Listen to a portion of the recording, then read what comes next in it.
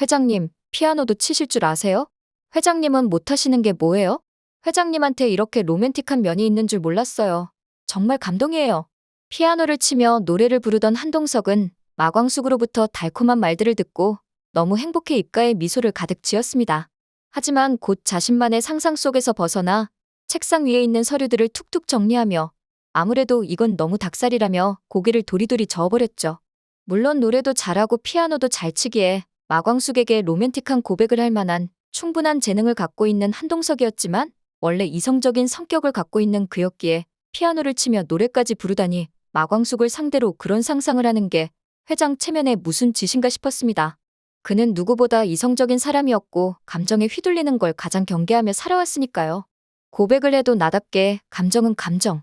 한동석은 늘 그렇게 모든 일에 선을 그었고 그렇기에 그동안 무법 경쟁 세계 속에서 자신의 회사를 무난하게 잘 이끌어 올 수도 있었어요. 그 선을 넘는 순간 모든 질서가 무너질 것을 잘 알고 있었죠. 마광숙은 분명 좋은 사람입니다. 곁에 있으면 따뜻하고 그녀의 말 한마디에 웃음이 날 정도로 마음이 편해지는 사람이죠. 하지만 그럴수록 더 조심해야 한다는 걸 그는 누구보다 잘 알고 있었습니다. 마 대표에게 너무 큰 부담을 줘서는 안 돼. 지금까지 한 것만으로도 충분해. 이제 내가 할 수 있는 건 다 한 거야. 그냥 내일 가서 마 대표가 무슨 말을 할지 그저 기다리면 되는 거야. 한동석은 그래서 피아노를 치며 노래하던 상상을 서류 더미 아래 조용히 덮어두었습니다. 한동석은 그렇게 하루의 시간을 보냈고 마 대표를 만나러 카페로 갔어요. 그런데 웬일인지 마광숙은 한동석이 보낸 드레스를 입지 않고 술도가 작업복을 입고 한동석을 만나러 왔습니다. 눈치가 빠른 편인 한동석은 무언가 잘못되었음을 직감적으로 알아챌 수 있었고 조심스럽게 마광숙에게 물어보았죠. 내가 보내준 옷이 마음에 안 들었어요? 아니에요. 너무 예쁘고 고급스러웠어요. 근데 제가 입을 옷은 아닌 것 같아서 평상시 차림으로 왔습니다.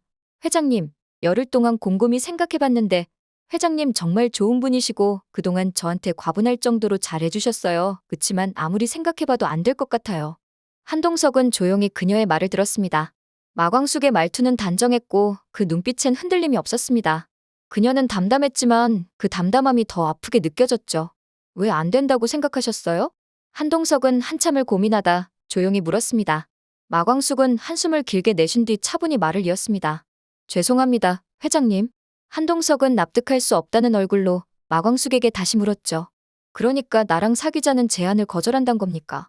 마광숙은 고개를 천천히 끄덕였습니다. 그 고개 젓는 속도가 어찌나 조심스러운지 마치 그의 마음을 건드리지 않으려 애쓰는 듯했죠. 네, 회장님, 그녀는 부드럽지만 단호하게 말했습니다. 그 제안 감사했어요. 정말 많이 망설였고 고민도 했습니다. 하지만 아무래도 회장님과 저는 안 될 것 같아요. 한동석은 잠시 말을 잇지 못했습니다. 탁자 위에 놓인 찻잔을 바라보며 숨을 길게 들이마셨죠. 내가 너무 밀어붙였던 걸까요? 그는 혼잣말처럼 중얼거리며 조용히 웃었지만 그 미소에는 쓸쓸함이 짙게 배어 있었습니다. 아니에요. 마광숙은 급히 말을 이었습니다. 회장님은 언제나 조심스럽게 다가오셨어요. 저한텐 오히려 그 조심스러움이 더 크게 다가왔어요. 그녀는 조용히 말을 잇습니다. 회장님은 이성적인 분이세요. 그리고 정말 너무 좋은 분이세요. 저는 그런 회장님을 존경하고 좋아하지만 제가 진짜 회장님에게 좋은 짝이 될지 자꾸만 의문이 들더라고요. 나는 당신을 진심으로 좋아했어요. 한동석의 목소리는 낮고 단단했지만 그 속에 숨어있는 떨림은 마광숙도 느낄 수 있을 정도였습니다. 저도요. 마광숙은 조용히 대답했습니다. 그래서 회장님을 좋아하는 제 마음이 더 커지기 전에 정리해야겠다고 생각했어요. 둘 사이엔 긴 침묵이 흘렀고 그 침묵은 마치 이별의 여운처럼 길고 무겁게 카페를 가득 채웠습니다. 그리고 그날 한동석은 처음으로 깨달았습니다. 사람의 마음은 아무리 내 마음이 크다 하더라도 온전히 얻어낼 수 없다는 걸요. 한동석은 묵묵히 기다렸습니다. 마광숙은 잠시 시선을 피하다가 작게 숨을 고르고 천천히 입을 열었습니다. 제가 회장님 마음을 몰랐던 건 아니에요. 사실 처음엔 너무 당황했어요. 이런 분이 저한테 왜 이런 말을 하지 싶었거든요. 그날 이후 열흘 동안 거의 매일 밤을 새워가며 생각했어요. 하지만 결론은 같았어요. 저는 지금 술도가 하나 간신히 꾸려가고 있고 시동생들과 함께 살고 있어요. 제 하루하루는 술도가를 위해서 돌아가고 있죠. 반면 회장님은 이미 다 갖고 계신 분이잖아요. 너무 다른 세상에서 살고 계신 분이니까요. 한동석은 마광숙을 바라보며 이해할 수 없다는 듯 고개를 갸우뚱했습니다. 말을 잇고 싶었지만 무슨 말을 해도 그녀가 설득될 것 같지 않았습니다. 마광숙은 덧붙였습니다. 저 회장님 마음 정말 감사했고 행복했어요. 그런데도 안 되겠다고 말하는 지금이 참 못난 사람 같네요. 한동석은 한동안 말이 없었습니다. 잔잔하던 얼굴이 조금씩 일그러졌고 결국 조용히 마광숙을 바라보며 말을 꺼냈습니다. 그럼에도 불구하고 나는 당신을 포기할 수가 없습니다. 마광숙은 당황한 듯 눈을 깜빡였습니다. 회장님, 지금 내 입에서 나오는 말이 얼마나 비이성적인지 잘 압니다. 내가 어떤 사람인지, 어떻게 살아왔는지 당신도 잘 아시겠죠? 그런 내가 이토록 감정적으로 얘기하고 있다는 건 내가 이 마음을 그저 순간의 감정으로 넘기지 않겠다는 뜻입니다. 하지만 마광숙은 자신의 마음을 바꿀 생각이 없었어요. 이미 깊이 고민하고 내린 결론이었으니까요. 회장님, 저는 현실을 얘기한 거예요. 한동석은 약간 목소리를 높여 말했죠. 무슨 현실이요? 그런 게 우리 사이를 결정할 이유가 된다고 생각합니까? 마광숙은 잠시 말을 잇지 못했습니다. 한동석은 감정이 벽처럼 차오르는 걸 느꼈습니다. 그는 조용히 손을 들어 테이블 위에 올려놓았습니다. 내가 가진 것들이 당신을 힘들게 한다면 그건 내가 가진 것들이지 당신이 부족한 게 아닙니다. 나는 지금 누굴 선택하는데 이유를 대고 싶지 않습니다. 그 사람이 마광숙이기 때문에 그거면 충분합니다. 그렇게 말한 한동석은 처음으로 자신이 가진 모든 조건을 내려놓고 오롯이 한 사람만 바라보는 남자의 얼굴을 하고 있었습니다. 마광숙은 고개를 숙였습니다. 그 따뜻하고 단단한 진심 앞에서 오히려 자신이 더 흔들리고 있다는 걸 느끼고 있었죠. 마광숙은 고개를 숙인 채 손끝을 꼭 잡았습니다.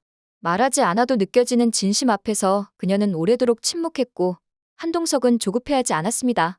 그녀가 말할 때까지 그저 조용히 기다렸습니다. 회장님 말씀이 틀리진 않아요. 저도 마음이 없는 건 아닙니다. 마광숙은 조심스레 고개를 들며 말했습니다. 그래서 더 조심스러워지는 거예요.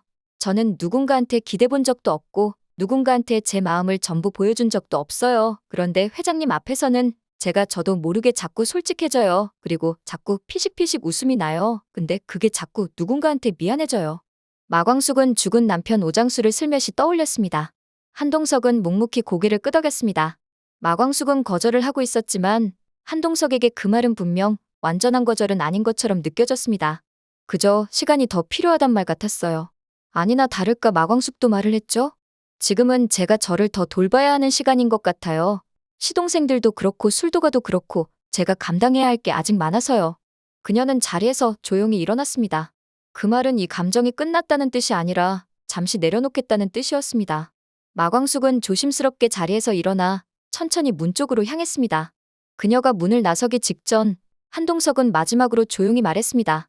내가 기다릴 거란 말 부담스럽게 들리지 않았으면 좋겠습니다. 마광숙은 걸음을 멈췄습니다. 돌아보진 않았지만 어깨가 아주 조금 떨리는 게 느껴졌습니다. 그날 이후 두 사람의 사이는 한 걸음 물러났지만 서로의 마음은 단 한 걸음도 멀어지지 못하고 있었습니다. 한동석은 카페에서 돌아와 문을 조용히 닫고 거실로 들어섰습니다. 넥타이도 풀지 않은 채 소파에 털썩 주저앉아 한참을 멍하니 천장을 바라봤습니다. 그 모습은 늘 단정하고 강인했던 한동석의 얼굴이 아니었습니다. 그저 사랑에 지고 돌아온 한 남자의 쓸쓸한 뒷모습이었죠. 그때 조용히 방문이 열리고 딸 박봄이 고개를 내밀었습니다. 아빠, 왜 그래요? 회사에서 무슨 일 있었어요? 한동석은 움찔하며 고개를 돌렸고 그제야 자신의 얼굴에 감정이 그대로 묻어있다는 걸 알았습니다. 아니야, 그냥 피곤해서 그래. 박봄은 한동석의 앞에 앉았습니다. 말은 안 해도 그가 슬프다는 거 알 수 있었습니다. 아빠, 내가 아는 아빠 같지가 않아요. 지금 아빠 표정은 뭔가 놓친 사람 같아 보여요. 한동석은 박봄을 바라보다 끝내 고개를 떨구었습니다. 자신의 딸에게까지 이런 감정을 들켜버릴 줄은 몰랐습니다. 누굴 좋아했는데 그 사람한테 거절당했다. 이 나이에 말도 안 되지. 그런데도 이상하게 마음이 안 가라앉는다. 박봄은 조용히 한동석의 손을 잡았습니다. 그 사람 아빠가 진짜로 좋아했던 사람이면 친구로라도 지내면 안 돼요? 한동석은 그 말에 작게 눈을 감고 고개를 가로저었습니다. 그리고 처음으로 딸 앞에서 한숨을 길게 내쉬었습니다. 그 숨에는 마광숙이라는 이름이 남긴 미련과 슬픔 그리고 아직 남아있는 희망이 섞여 있었습니다. 하지만 마광숙은 한동석이 가진 희망을 한 번 더 산산조각 내고 말았어요. 술도가에 술을 납품하러 호텔에 오던 날 마광숙과 한동석은 다시 마주쳤고 두 사람 사이에는 어색한 기류가 흘렀죠. 이 어색한 기류를 풀어보기 위해서 마광숙은 먼저 다가가 말을 걸었죠. 회장님, 저희 그냥 친구로 지내면 안 될까요? 편하게, 예전처럼. 한동석은 가만히 그녀를 바라봤습니다. 그 눈빛에는 상처가 선명하게 배어 있었고 결국 그는 낮고 단단한 목소리로 말했습니다. 그건 불가능합니다. 마광숙은 당황한 표정으로 한동석의 말을 되물었습니다. 왜요? 그냥 친구 사이로 지내면 서로 부담도 덜고 그게 훨씬 편하잖아요. 한동석은 조용히 고개를 저었습니다. 그리고 아주 천천히 명확한 어조로 말을 이었습니다. 나는 이미 당신을 여자로 각인했습니다. 지금 와서 친구라는 말은 그저 도망치는 것처럼 들립니다. 마광숙은 아무 말도 하지 못한 채 그저 그의 눈을 바라보다가 조용히 고개를 숙였습니다.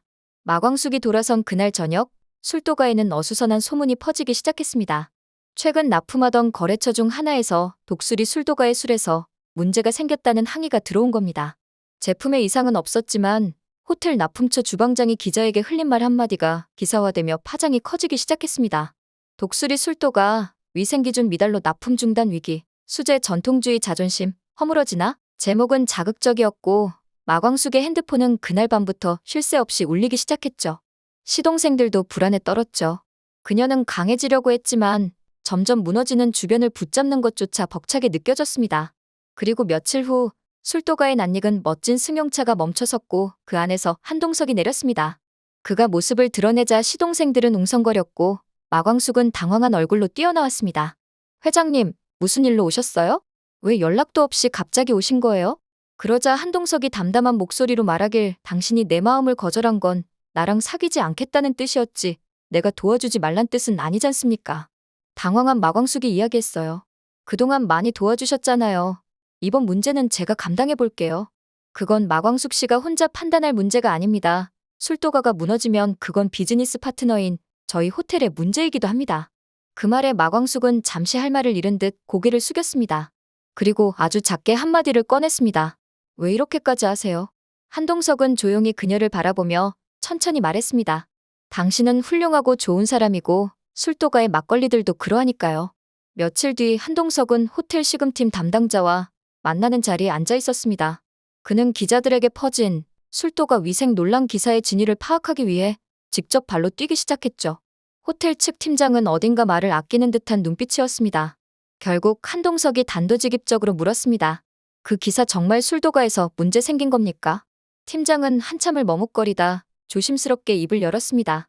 사실 그날 납품된 술엔 아무 이상이 없었습니다. 관계자 중 누군가가 술도가 술병 하나를 몰래 바꿔치기 했고 그걸 호텔 주방장한테 문제 있는 시음용이라며 건넸다고 들었습니다. 한동석은 분노에 차서 물었어요. 그건 도대체 누가 한 짓입니까? 신라주조 사람들과 호텔 주방장이 사석에서 자주 만났다고 들었습니다. 기자회견 후 신라주조 술 매출량이 떨어지고 술도가 쪽 브랜드가 더 샀다니까 독고탁 회장이 긴장을 많이 한 것 같더라고요. 한동석의 표정이 서서히 굳어졌습니다. 그는 조용히 숨을 골랐고 탁자 아래 주먹이 살짝 떨리고 있었습니다. 곧장 회사로 돌아온 그는 비서에게 단호하게 말했습니다. 신라주조, 경쟁사 분석팀 전부 소집해. 이건 단순한 악의성 기사 유포가 아니라 명백한 상도 의무 위반이야. 그리고 술도가 측에 변호사 붙여줘. 공식적으로 대응해야 해. 이대로 넘어가면 광숙 씨가 못 버텨. 그날 저녁 술도가 창고 앞에 한동석의 검정색 승용차가 멈춰섰습니다. 마광숙은 그를 보자마자 달려나와 말했습니다. 회장님, 또 무슨 일로 오신 거예요? 지금부터는 내가 할 수 있는 거랍니다. 이건 감정 문제가 아니라 비즈니스 파트너를 지키려는 문제입니다. 술도가가 흔들리는 걸 그냥 보고만 있을 수 없습니다. 그리고 당신을 더는 혼자 두고 싶지도 않습니다. 그날 오후 한봄은 혼자 오광수를 만나기 위해 술도가 앞에 도착했습니다. 그런데 술도가 앞에 낯익은 승용차가 서 있는 걸 보고 한봄은 발걸음을 멈췄습니다. 아빠 차다. 왜 여기에? 조심스레 담장 너머를 바라보니 한동석과 마광숙이 진지한 표정으로 나란히 서 있었습니다. 한봄은 마당 가장자리에 조용히 몸을 숨긴 채 두 사람의 대화를 엿듣게 되었죠. 나는 당신을 혼자 두고 싶지 않습니다. 술도가가 무너지면 그건 내 문제이기도 합니다. 회장님, 이렇게까지 하시면 저는 마음이 더 복잡해져요. 그 말에 아빠가 작게 웃으며 대답했습니다. 나는 단 한 번도 이 마음을 복잡하게 느낀 적 없습니다. 그저 당신이니까 지키고 싶은 겁니다. 그 순간 한봄은 손으로 입을 가렸습니다. 놀람과 동시에 묘하게 따뜻해지는 무언가가 가슴에 스며들었죠. 그날 밤 한봄은 아빠가 돌아오자 그의 방문을 조용히 열었습니다. 아빠, 나 오늘 술도가 앞에 갔다 왔어요. 한동석은 놀란 눈으로 딸을 바라봤습니다. 그리고 다 봤어요. 아빠랑 마광숙 대표님이 마당에서 얘기하는 거.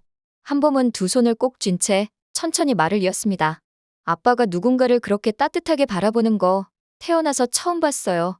지난번에 양복이랑 구두 맞추셨던 것도 마 대표님 보러 가려고 그랬던 거죠? 한동석은 입술을 다물지 못했고 딸 앞에서 처음으로 부끄러움을 느꼈습니다. 그래서 나 도와줄까 해요. 뭘 말야? 아빠가 좋아하는 그 사람, 아빠가 외롭지 않게 다시 웃을 수 있게 내가 도와줄게요. 한동석은 말없이 한봄을 바라보다 천천히 고개를 끄덕였습니다. 그 고개 끄덕임엔 부끄러움, 감사함, 그리고 딸에게조차 숨기지 못할 진심이 담겨 있었습니다. 그날 이후 한봄은 은근하고도 꾸준하게 아빠와 마광숙의 사이를 이어주기 시작했습니다. 술도가에 놀러 간다며 자주 들렀고 마광숙에게 술 제조법을 배워보고 싶다고 은근히 조르기도 했고 한동석에게는 마치 우연인 것처럼 마광숙과 마주칠 자리를 슬쩍 만들어주기도 했죠. 처음엔 마광숙도 어색해했지만 한봄의 순수한 눈빛 앞에서 조금씩 마음의 빗장을 풀기 시작했습니다. 그리고 어느 날 술도가 마당에 피어있는 봄꽃들 사이로 세 사람이 함께 웃으며 앉아 있었습니다. 한봄은 장난스럽게 말했죠. 이렇게 셋이 있으니까 꼭 가족 같아요. 이제 진짜 그렇게 되면 안 될까요? 그 말에 마광숙은 놀란 눈으로 한동석을 바라봤습니다. 그 눈빛에는 아직도 망설임이 있었지만 한동석은 그 눈을 천천히 마주보며 말했습니다. 나도 그렇게 생각하고 있었습니다. 가족이 되고 싶습니다. 한봄은 마광숙의 손을 따뜻하게 잡으며 말했어요. 마광숙 대표님 아니었으면 우리 아빠 아직도 사춘기 소년처럼 쌀쌀맞고 투닥이며 살았을 거요. 그런데 요즘은 맨날 방긋방긋 얼마나 행복해 보이시는데요? 한동석은 작게 웃으며 그 손을 천천히 마광숙에게 내밀었습니다. 이 손 이번엔 내가 먼저 내밀지만 당신이 잡지 않아도 괜찮습니다. 하지만 잡아준다면 이 손 절대 먼저 놓지 않겠습니다. 한참을 바라보던 마광숙은 조용히 고개를 끄덕였고 그의 손 위에 자신의 손을 포개었습니다. 그날 한봄은 술도가 마당에서 아빠와 마광숙이 손을 잡은 모습을 보고 몰래 핸드폰으로 사진을 찍었습니다. 그리고는 혼잣말처럼 중얼였죠. 이제 진짜 우리 집에도 봄이 온 거네. 한편 신라주조는 술도가 측의 법적 대응 움직임에 당황했고 오히려 기자와의 내통 증거를 감추기 위해 관련자들을 해외로 빼돌리려는 분주한 움직임을 보이기 시작했습니다. 한동석은 이 상황을 호텔 측 고위 인사를 통해 듣고 더는 물러설 수 없다고 판단했습니다. 그리고 신라주조의 진실을 언론에 폭로했고 독고탁의 비겁한 행동은 세상에 다 드러났죠. 독고탁은 강성 주주들에 의해 어쩔 수 없이 회장 자리에서 물러나 평생 술독에 빠져 살게 되었습니다. 반면 마광숙은 술도가도 승승장구하고 한동석과도 행복한 신혼생활을 시작하게 되었죠.